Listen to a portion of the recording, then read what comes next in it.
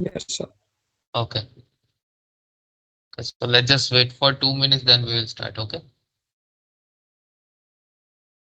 Today we are going to start with a new chapter, right? So I'm gonna cover your last chapter, that is for the code generation, right, and code optimization. That's the chapter that I'm going to cover for you, right?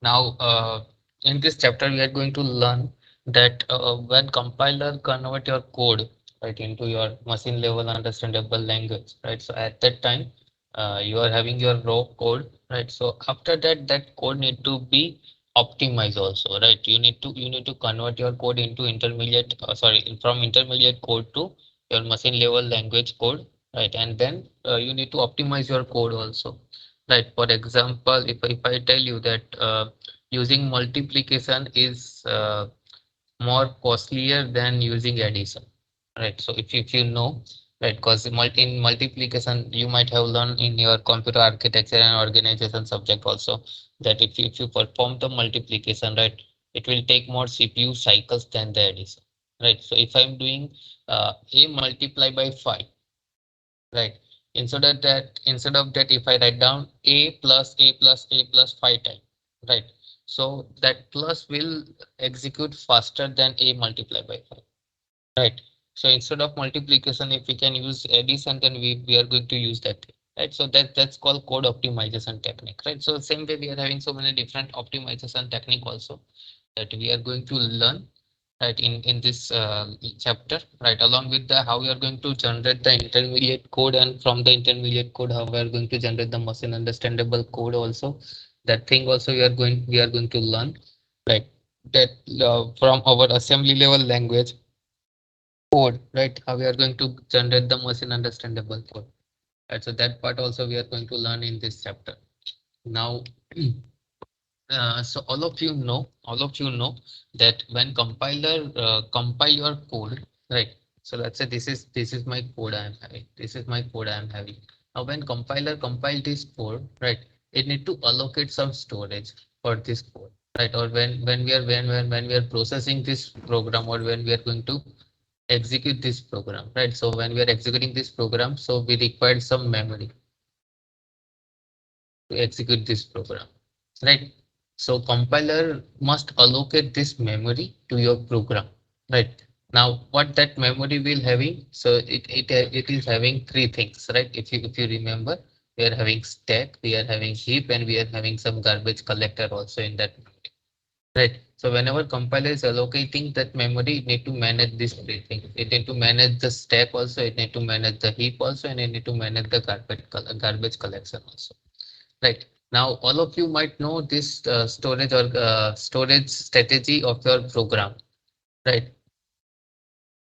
So this is the storage strategy of your program. Right. Where you are having your entire code will reside here. Right. After that, this here you are having a static allocation of your data. So whatever data, static data you are having, that will be allocated here. Right. After that, so here in your static and heap, you are having the data, right, that will be stored here. Right. Now, thing is that in static, you are storing the static data, but whatever data you are having, which will grow with the time, that data you are going to store in a heap. Right. Here in this stack, you are having your program, right, or we can say process, not the program, sorry, it's a process you are having, right? So process means what, that whatever your program is going to execute, that will be stored here. Now all of you also know that this length is fixed for each and every program. This length or this size is fixed, right? That let's say for example I'm gonna give 10 KB of size to my program, right? So that will be fixed, right? So starting from here, this is my 0th KB to 10,000. Sorry, 0th byte to 10,000 byte will be here, right? Now all of you know this is the stack, right? Now here the stack will grow upward, right? So this is your stack you are having. Now in the stack, your process will be stored right from bottom to top like this, right? So basically, if I give you the best example for the stack, that's the recursion. Right, so your recursion program will execute in a stack manner. As all of you might know, that your program will be here on the top of that program function call by itself, right? So your function will be grow like this, right? And in your heap will grow downward, right? So whatever data you are having, that data will grow downward, and your stack will grow upward. Eventually, let's say in my program, if I am having any, let's say, if I don't give any termination condition, right, in my recursion program, then what happen? That this stack will grow upward, right, and it will reach to the limit of the heap, right? So when my stack reach to the limit of the heap, right, it will give the error that stack index out of bound, right? If you know,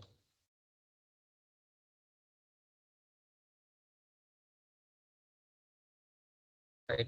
So that was because the memory which is allocated to your program is full, right? So that's why it's give you this kind of error. Right. Now, a second thing that you need to understand that the portion that you are having, right? So this is the fixed length, right? Code of your program is of the fixed length. Let's say some X length you are having. The static part also of a fixed length. Let's say it's a some Y length, right?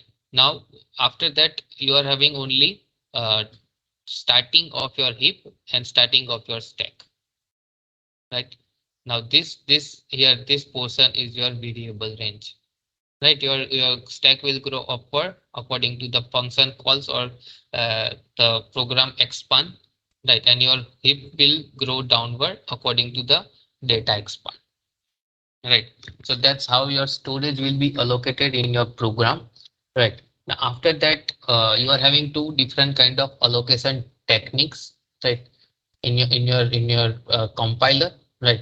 So first allocation technique, that is called as a static allocation.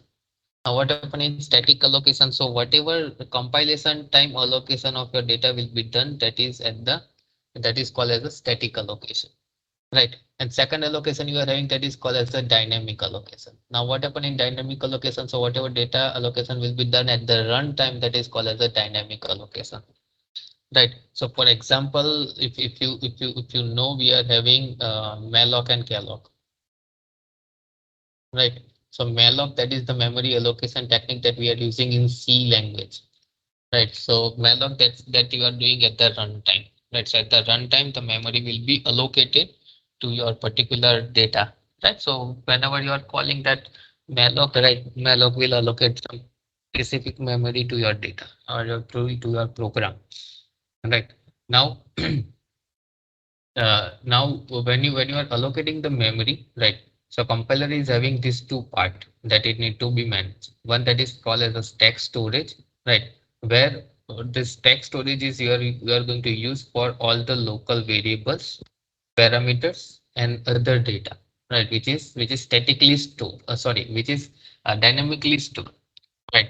And your heap storage is having the data which is outlive the call of the procedure to be created, right? So at the runtime, whatever data you are going to create, that will be stored into the heap, right? And your stack will have along with the local variable and parameter, it is having the functions, right? It is having the functions in your stacks, right? So your local variable, your parameter, and the functions are will be in your stack, where in your heap you are having the dynamically allocated data, right?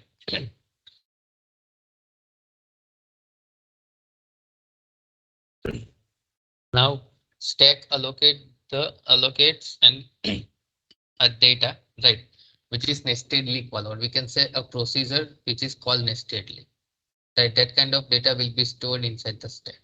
It's a procedure that is nothing but same as your functions we are having, right? So procedure is same as your functions that you are having in your C programming, right? So in your stack allocation, right, the valid allocation for the procedure is this. The procedure is called nestedly, right? So nested means what? One procedure you are having inside another procedure, right? So that is called nested procedure. Same way you are having the nested function, where one function is inside another function, right? So same way you are having the procedure. So for storing the procedure, nested procedure, your stack will be used. Now, this is the basic idea that how your procedures are working, how stack is working. Right. Now for that, I'm gonna take one example. That's the quick sort example. Right. That's the quick sort example. Now all of you know about the quick sort, right? That we are having a array. We are trying to find out the partition, right? And from the partition, we will perform the sort on left hand side and right hand side. Again, we will find the partition, perform the sort left hand side, right hand side. Again, partition sort like that, right? So we are basically dividing our array, right, and perform the sorting on it. Right. So all of you might know that also that the heap sort comes under the divide and conquer rule. Right. So we are dividing our program, sorry, our data into smaller chunks, and then we are trying to solve that smaller part and then remerge it again. Right. So that's the divide and conquer rule we are having. Right. Now, now how your quicksort is working. So let's just see the quicksort. Right. So here I am having first part. So let's just start with the main. Right. Let me just change the color. Yeah. Let me just take the highlighter. So first part you are having that's this main, right? So this main is your first part you are having, right? Now in the main, my first function is called that's the read array, right? So this read array will be the first function called. So after main, second thing I'm gonna execute that's the read array, right? So it is nothing but just going to read the input, right? So it is gonna read the input. Right. Now, after that, read array is completed. Right. After that, what you are gonna do? So you are having the array, right? And after that, you are here. If you see, you are here calling the quick sort, right? So after this function will be called, right? This quick sort function will be called. So that is the third part you are gonna execute. Now in that, what you are going to do? You are going to give the input of array, right? Checking the m and n value. Right now, if m and n value, if your condition is not, if condition is true, then what you are gonna do? So you are gonna execute this part. That's the partition algorithm, right? So this partition algorithm you are going to use. So that will be the four. And after that, again you are going to gonna execute this quick sort fifth and quick sort sixth, right? And in that again you are gonna execute partition algorithm, right? So this is what your quick sort you are having. So this entire part will be execute first, right? So your main will be execute. Inside the main, first thing you are going to execute that this read input. Now read input will be done. After that you are going to execute the quick sort logic, right? Now in that you are going to execute first that the partition algorithm. So you are going to execute this part after that, right? That's the partition algorithm. And after that, again, you are calling the quicksort function again and again, right? So that's the recursion here you are having, right? You are call function that is calling by itself. That is called recursion you are having. So here you are having the recursion part. So this is what your quicksort logic you are having. Now let's just see that in our compiler how you are gonna use this to how you are gonna save this in a stack. Right. So what's the activation of your quick sort, that how your quick sort is going to be executed? Right. So first part that your main is gonna execute. Right. After main, right, we have seen that our program will go into the read array function. Right. And then it will come out from the read array. Right. So here you can see we are gonna enter into the read array function. After that, we are gonna exit from the read array function. Right. Now after that, what we are going to do? So we are having our array, right? Size that is 1 to 9, right? That's the size we are having, right? So we will enter into the quick sort, right? So we are gonna enter in this quick sort function, in this function, right? With the size 1 to 9. With the size 1 to 9, we are going to enter into the quick sort function. Right. Now in the quick sort function, what we are going to do? So first, if you have seen that our m and n, we are gonna compare m and n value. Now m and n value, our m is m is 1, n is 9. Right. So condition is true. Right. So we are going to go right and execute the partition algorithm. So here you can see we entered into the partition algorithm. We leave the partition algorithm. Now in that again quicksort will be called. Right. Now quicksort here we are gonna divide our using partition algorithm. We are going to divide our array. Right. So here you can see my array is again divided right into 1 and 3. Right. Now after that here what I will have. So here enter the quicksort I will have. Here again I will have enter into partition of 1 and 3. Right. Again I will have entered the quicksort. Right. Then again I will have enter partition enter the quicksort until I will have 1 and 1. Right. After that I will have here this leave the quicksort 1 and 3. Then again enter the quicksort 5 and 9. Then again leave the quicksort 5 and 9. Right. And then leave the quicksort 1 and 9 and then leave the main. Right. So this is one activation I'm having for the quicksort. Right. This is the activation I'm having for the quicksort. Right. So this thing will be work until I will have the array length 1 jump 1. Right. Sorry, 1 and 1. Right. Till then my quicksort will be run. Right. Now if I draw the tree of this activation, right. So my activation tree will look something like this. Right. So this is the activation tree where how my quicksort is going to be executed. Right. So if you see this is my main I'm having.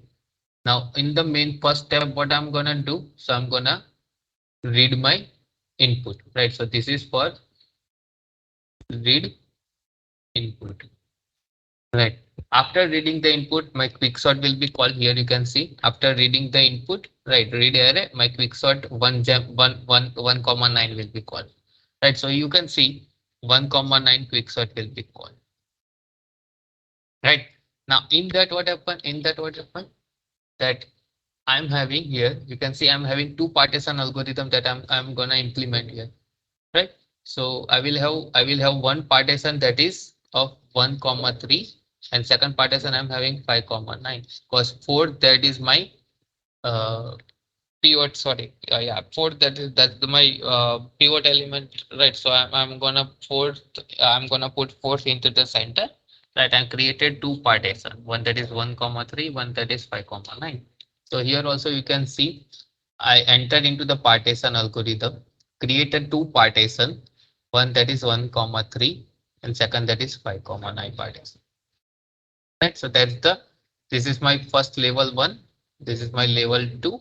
Right, let me just show it different color. So this is my level 1, this is my level 2. Right, this is my level 3. So this level are the nothing but just a level of the your stack if you observe closely. Right, so this is my level 3. Right, where I am having first partition algorithm will be executed. In that I did one partition, on that I will perform the quicksort, and then I am having second partition on which I perform the quicksort.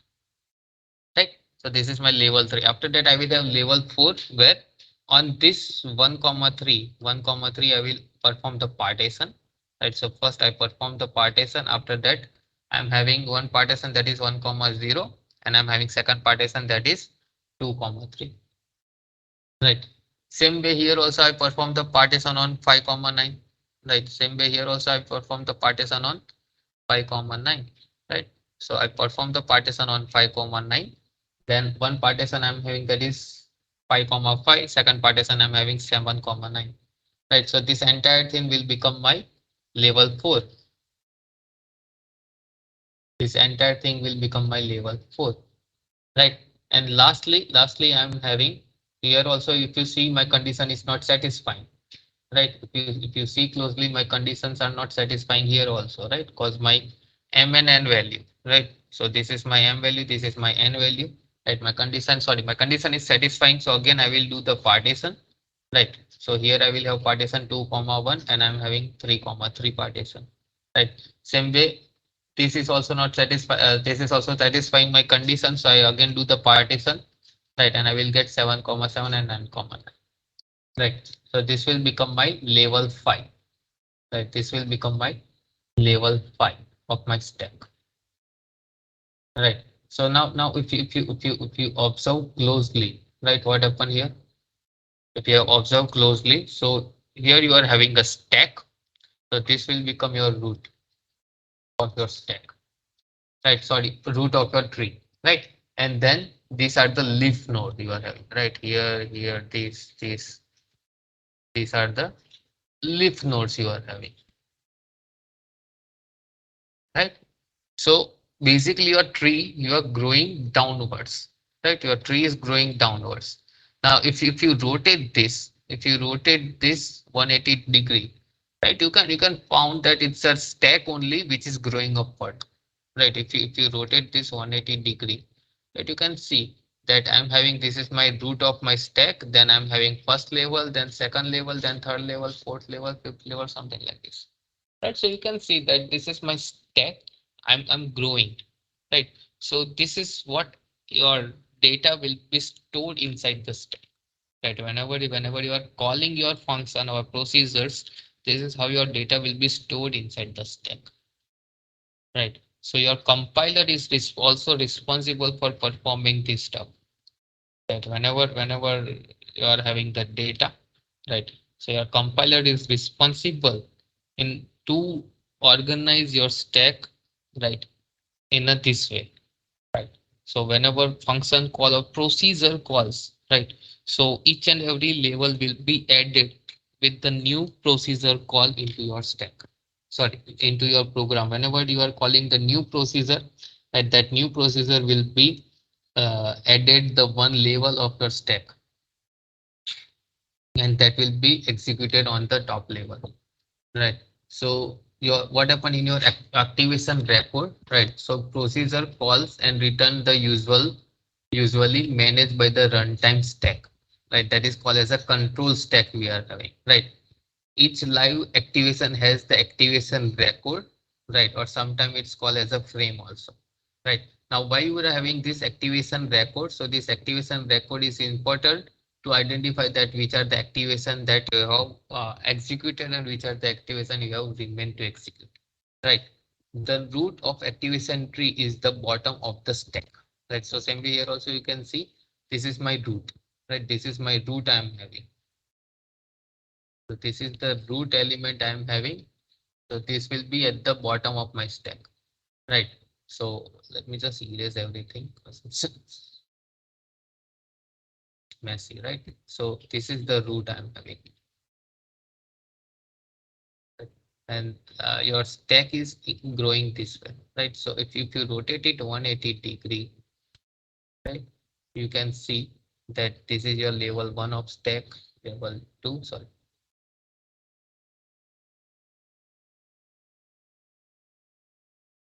So this is your level 1, level 2, level 3, level 4, and level 5. Right. So this thing you can see as a stack only. Right. You can see as a stack only. So here this is your top of the stack. POS. Right. This is the top of the stack.